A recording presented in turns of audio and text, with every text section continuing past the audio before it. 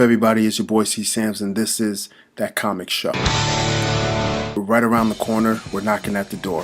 Avengers Infinity War is literally 1 week away, and I am over the moon excited about this movie. This movie is going to change everything in the MCU, everything in the comic book genre, and everything in life, most likely. Anyway, we got stuff that we have to go into, and we got another movie that we have to get into. We got two movies actually, but we're going to break both of them down in separate videos. We have Thor Ragnarok, and we got Black Panther, the juggernaut known as Black Panther. But let's get into Thor Ragnarok. Thor Ragnarok actually is a different approach to the character. We saw from the last two Thor movies where Thor wasn't really thought of as being a jokey character, wasn't really thought of as being a regular serious character or even a character at all. He was more of eye candy for the ladies, you know, shirtless, topless, abs, long hair, all that stuff. But in this movie, we actually saw a different approach to Thor Ragnarok. This approach was absolutely different. What we saw in this movie was a total disconnect from the Thors that we saw from the previous movies. This movie was getting into some serious topics, some serious depth, but a lot of comedy. As you can see, Marvel is sticking to what a comic book is all about. Comic book is full of laughter, full of joy. It doesn't have to be brooding or depressing and all that stuff. It's supposed to be fun.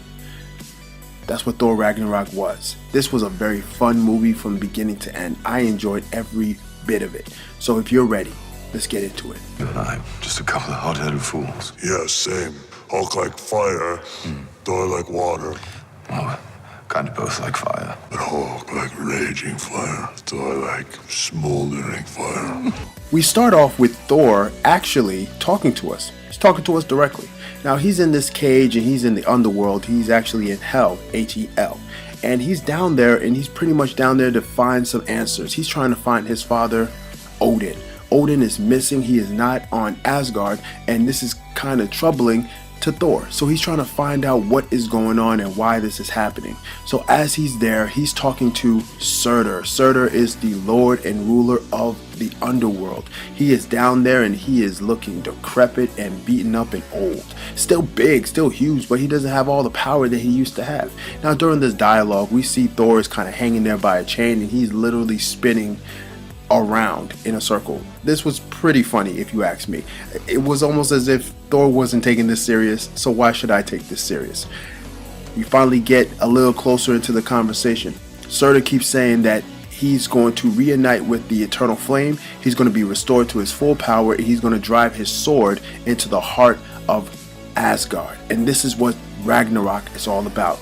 So while this conversation is happening, Thor is just laughing it off. He says this, which was hilarious to me: "I'll knock that tiara off your head and I will run off with it, and you do not have to worry about destroying Asgard because you'll be dead." This actually was a callback to the first Thor movie, if you think about it, when he was on Jotunheim. When he was on Jotunheim, the Frost Giants planet, he did the same exact thing. They fought and they ran, especially from this big creature. They ran away.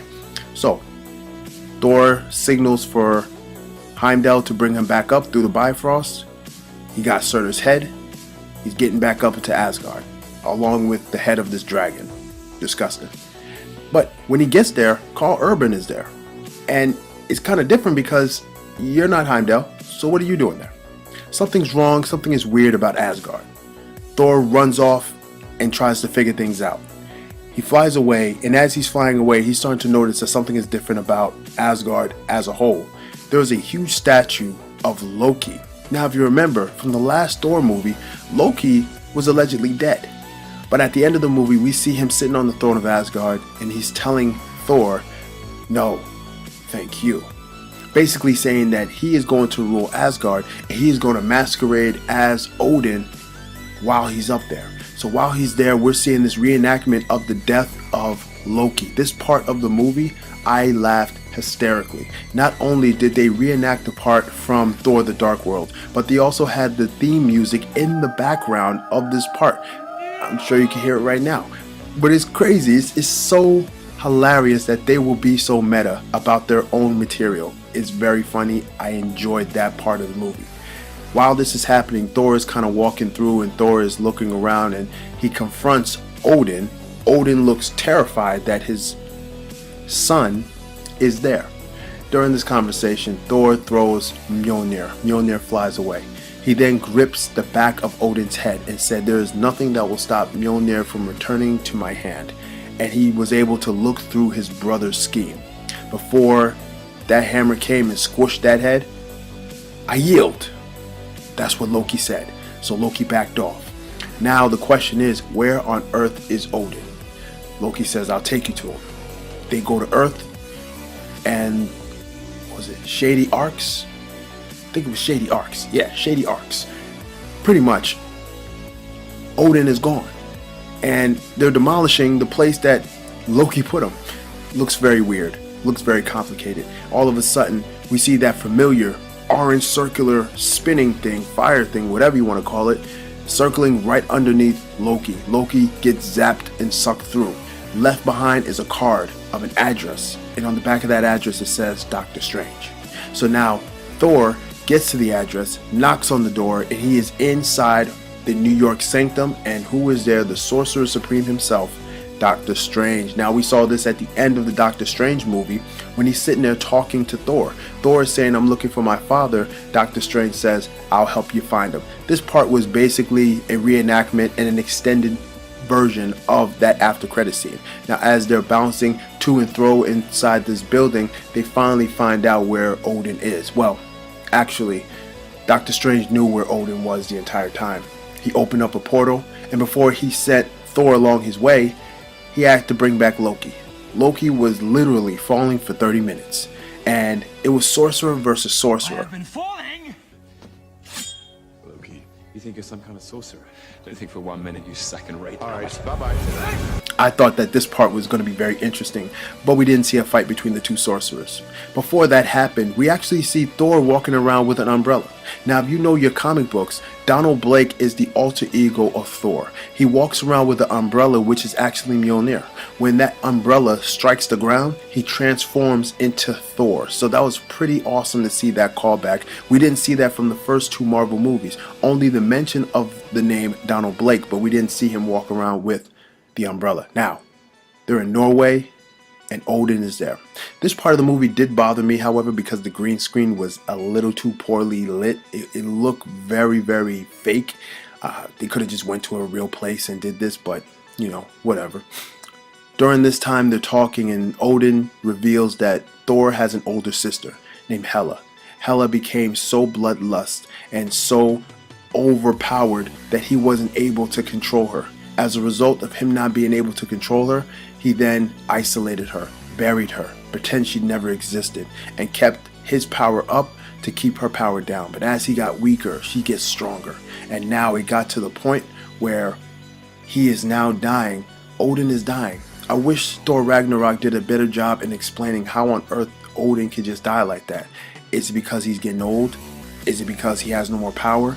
Is it because Loki took all of his powers? Or is it because somebody is coming and he's trying to get out of Dodge before that person gets here? A lot of questions, none of them answered. Odin disappears and he's gone, just as his wife disappeared and went when she was buried. Now we're seeing Hela. She appears and Hela is like, yeah, where is he? Oh, he's not here. Good. That whole thing. They have a conversation, and during this conversation it escalated and Thor throws Mjolnir. Mjolnir is caught, and something I thought would never happen on the big screen, Mjolnir is destroyed. And while Mjolnir is destroyed, I was speechless. I didn't know what to think. So they go back to Asgard, but as they're going back to Asgard, Hela is right behind them. Hela throws Loki out of the bifrost, and Loki falls out the bifrost. Does the same to Thor, and Thor is out the bifrost. Now Thor winds up on this planet, and this planet is known as Surtur. Surtur, now we're dipping into the other portion of this movie, which is considered to be my favorite portion of the movie, which is a reenactment of Planet Hulk. Now, because Planet Hulk belongs to the Universal Studios, we can never get a proper Planet Hulk movie, unfortunately. So as a result, we're going to have to get what we got. And that's what we got in this movie, which is closely related to the movie, or to the animated movie, or to the comic book Planet Hulk. But this is what we got. So let's be happy for what we got. So during this time, Loki is there. He's been there for weeks. Hulk is there. He's been there for a few years. Thor finally gets there. Now Valkyrie appears as well. Valkyrie appears during the time in the scene where he's in this this garbage heap, this dump, and he's about to get eaten, and she pops up and everything like that. All this stuff is going on, and at the end of it, Thor is in the middle of this arena. His hair is cut, and he has this look. I thought they were going to go with the story of the unworthy Thor, but that's not what they did. They just kind of got the look, which is okay. We saw Stan Lee as the barber. Gotta say what's up to Stan Lee. And now we're about to see the fight. The fight that should have been Hulk versus Beta Ray Bill. Unfortunately, we don't see Beta Ray Bill. We see a statue of his head, but we don't see him as a character. I thought that was a really big misstep. I would love to have seen Beta Ray Bill. And I'm not even a Beta Ray Bill fan. I just want to see how they would have pulled it off. Anyway, this fight is happening, and we see a lot of callbacks from their fights from before. We see the part where Hulk grabs Thor's hand and beats him into the ground and everything like that, just as he did to Loki in Avengers. We also see a callback to Avengers Age of Ultron when Hulk had the thing with Black Widow and they tried to slow him down and calm him down. He wasn't having it. We saw parts of the actual fight between Beta Ray Bill and the Hulk in the animated cartoon, where Hulk kind of jumps up in the air, slams down, beats him up into a pulp, people looking away and everything like that. It's getting brutal. We saw all that stuff. They reenacted all that stuff. Now, while we're seeing this, we also see a character which we were introduced to before. And this character is known as the Grand Master. This character, played by Jeff Goldblum, is actually one of the Elders of the Universe. He is part of the Elders, and he is the cousin of the Collector. He is just a elder who loves to play games. That's all he does. He plays games. So now we're seeing this character for the first time, and I was excited because we also see some Celestials in the background. Not the real Celestials, but people dressed up as Celestials. This film was very colorful, a very colorful palette for this film.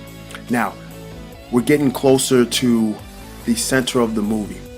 While all this is happening here on Sakaar, Hela is destroying Asgard, killing everyone. She killed the Warriors 3. She killed a whole bunch of Asgardian army soldiers. And she also revealed that Odin tried to hide Hela from everyone. My question is, was Frigga Hela's mother?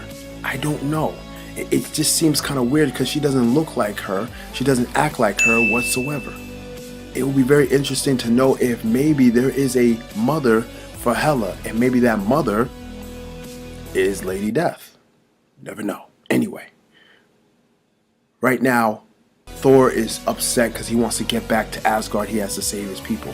He finally gets Hulk on his side. He finally gets Valkyrie on his side. And while all this is happening, they have to escape up the big anus. That's what they call it. I don't know why they call it. I think it was a stretch. Anyway, it was all good. Taika Waititi was actually playing in this movie as well. He was Korg. And basically, Korg was in the original Planet Hulk movie as well. Now, he's there, and his voice is so funny, hilarious for his big stature. There was a lot of comic shots with that part of the movie, with him in the movie. It was pretty funny. Anyway, while they're leaving, they finally get Loki. And Loki was tied up and everything by Valkyrie. Right before then, Valkyrie and Loki was having a fight, and Loki was able to tap into her mind and reveal why she was so bitter towards Asgard. She was part of the Valkyrians. The Valkyrians was a warrior race of elite Asgardian warriors, and during this time, the original Valkyrie that's in the comic book was the one who died in protecting her from Hela. Now, during this time, she tried to forget all that stuff, but Valkyrie are considered to be one of the strongest in the Asgardian army. So, fun fact, that was pretty cool. Now, as they're getting to the spaceship, Loki once again turns on his brother, but his brother was ready for that turn. He double crosses Loki. He leaves Loki there with the electronic thing that was once connected to him, just like in the movie of Planet Hulk, and he leaves. He leaves with everybody. Now, we see a nice little fight going on, and they left and they're gone. They get into that anus. I don't even want to call it that. They get to the little hole and they're out of there. Now, during this time in the movie, we get closer to the end, and all we see is Loki talking to Korg and convincing Korg to take him along on the journey. We also see Hela. Hela is destroying everything. She's preparing to go and get everybody. Now, before she can get to that part, she's looking for somebody. She's looking for someone who has the sword to open the bifrost. And that person is my man, Idris Elba, Heimdall. Heimdall, I don't even know how he got dreads, but okay. Heimdall has dreads, and he is definitely killing everybody, all the bad people, in order to save Asgard. Now, as he got out of Asgard and he got all these people out of Asgard, out of the city, they are hiding in caves. But now she ends up finding out where they are. During this time, before she gets to them, she hears a thud inside of the kingdom. That thud can only come from one person, and that had to have been Thor. Thor has made it back, and we see this happening. Now, before I get any closer, any further, there was a part of the movie that I kind of skipped over, and I want to go back to it real quick. This part of the movie, we see Thor and Hulk. Hulk is actually talking and speaking and all that stuff. He's been Hulk for 2 years. Just as any baby who doesn't know how to talk at first, they start to learn how to talk over the time. So that's exactly what happened to Hulk. Hulk learned how to talk. Now, as Hulk is talking, he and Thor is inside of the Quinjet. Thor is trying to escape through the Quinjet, and Hulk comes in and he's trying to stop him. He wants to stay on Sakaar. He doesn't want to go back to Earth because nobody likes him on Earth. Then all of a sudden, Natasha Romanoff pops up, and we see the scene that we saw in Age of Ultron happen. Now, while this is happening, he's looking on the screen, and all of a sudden, Hulk starts to go crazy. He starts to go crazy, and he can't control himself. And while he can't control himself, he says something during that transformation. He says, "Banner, no," as if to say, "Banner, no, I don't want you to come back. I've done so much to keep you down. Now you're back." And all of a sudden, Banner comes back. Hulk is gone. And Banner is saying, "Man, I was Hulk for 2 years. The next time I transform into the Hulk, I may not be able to come back because he's going to be too strong. He's going to be able to keep me down longer because now he knows what it takes to trigger him. He's going to stay away from that trigger." Powerful stuff. Now we're on Asgard. This fight's about to happen. Heimdall is fighting off the forces of Hela. Valkyrie is there. She's about to fight the forces. Loki comes and saves the people by bringing this giant ship, and he's looking like he's some type of savior. Now, while this fight is happening, Hela and Thor are fighting in the castle. Hela yanks out Thor's eye. Kind of disgusting, but it is what it is. Now, during this time, during this fight, Hela is choking Thor, and she's basically saying, "What are you the god of again?" And during this time, there's a nice little homage, a flashback to him talking to his father. His father said that, "Are you the god of hammers, or are you the god of thunder?" And the hammer was only used to channel your energy. You have always had the energy. So while all this is happening, it finally triggers him, and of course, Thor breaks out, and he has the Thor Rage. The Thor Rage, we see this in the comic books all the time when Thor goes absolutely berserk, and his energy and his lightning is all over the place, and he can't control it, and he goes crazy. That's what we see in this movie. Now, there was another funny part to this movie, which I thought was hilarious. This part where we see Hulk, or Bruce Banner, in the plane, and he's like, "Yeah, I know how to save them from that big giant dog wolf creature thing." So he jumps out the plane, and you would think that he would transform before he reaches, just as you saw in Incredible Hulk, the movie back in 2008, where Edward Norton jumped out the plane and he hit the ground, and when he hit the ground, he was still Bruce Banner. He emerged as the Hulk. Well, he hit the bifrost and he wasn't the Hulk. He was just regular Bruce Banner. But the way he hit was so hilarious. Everybody in the movie theaters was rolling. This part of the movie was so funny as well. And as we saw this, the dog kind of moved him and he ran off. But before he could run off, Hulk came to be, and then he fight. He kills this dog. Well, at least we think he killed his dog. We really don't see whether or not he kills it. But now, Thor starts to figure out exactly what needs to happen in order to defeat Hela. He has to destroy Asgard. As long as Asgard is there, Hela will still have power. So they end up taking the crown that belonged to Surtur. You reunited it with the flame. Now, while we see this part of the movie, and Loki is actually doing this part, he walks by the Tesseract and he stares at the Tesseract. You've seen some videos already, and you already know that Loki is going to give that Tesseract over to Thanos. We already know that. We've seen that. It's not a spoiler. We've seen it in the trailers. So it's very easy to believe and assume that that's exactly why he looked at the Tesseract as he did. He reunited Surtur's head, or Surtur's crown, to the eternal flame that's in Odin's vault, and Surtur comes back with all his power. He bursts through the castle, and he is getting ready to destroy everything. But Hela is trying to fight it all off and everything like that. And Karl Urban, he kills himself by sacrificing himself by shooting all these people. It was pretty sad. But everybody's on the ship, and the ship is moving away from Asgard. And as the ship is moving away from Asgard, Surtur literally takes his sword and puts it into the heart of Asgard. And as they're flying slowly away, Surtur puts his sword directly into the center, and the entire planet explodes. And that's it. That's the end of Hela, or so we may think. That's the end of Asgard, or so we may think. But Asgard is the people, not the planet. They can always start over. And that's pretty much the end of the movie. Now at the end of it, the after credit, we see Thor and Loki talking. And as they're talking, they're saying, man, you know, I think everything is going to be good here on out. I know we've been through a lot, but I think everything's going to work out just fine. And as he's saying that, a huge shadow is cast over them. A huge ship appears. This ship belongs to none other than the Mad Titan himself, Thanos. And as they're looking at this ship, there's nothing that they can do in this sense. This is it. This is Infinity War.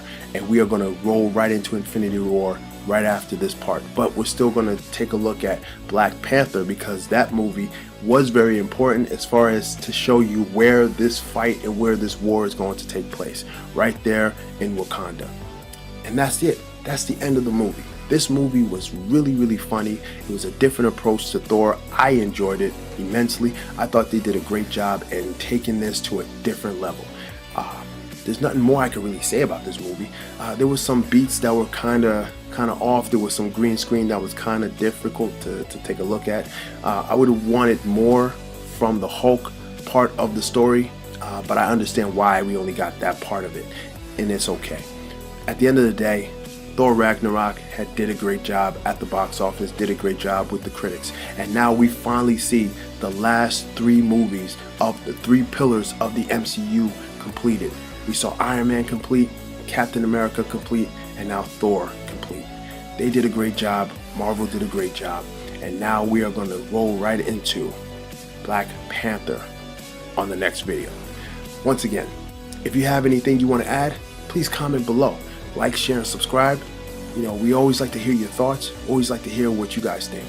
Once again, this is your boy Sam's, this is That Comic Show, this is Infinity Watch, and it's my job to prepare you for the upcoming film that comes out April 27th, well for me, 26, 2018, Avengers Infinity War. This your boy Sam's. I said that about 3 times, didn't I? Just so that you don't forget. Sam's out.